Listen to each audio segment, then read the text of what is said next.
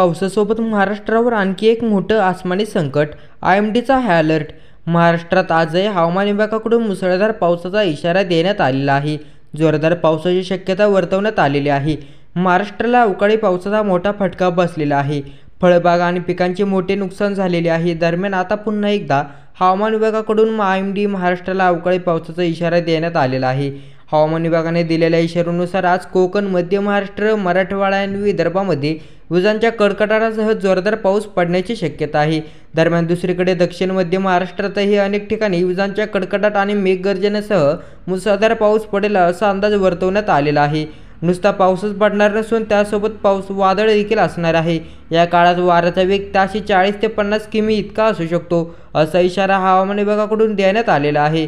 दरम्यान मुंबईत बोलायचे झाल्यास मुंबईमध्ये दिवसभर ढगाळ वातावरण राहणार असून दुपारी आणि सायंकाळच्या सुमारास पाऊस पडण्याची शक्यता असल्याने हवामान विभागाने म्हटलेले आहे। हवामान खात्याकडून पुढील 24 तासासाठी अहमदनगर, सातारा, पुणे, सोलापूर, जळगाव, चंद्रपूर या जिल्ह्यांना पावसाचा येलो अलर्ट जारी करण्यात आलेला आहे।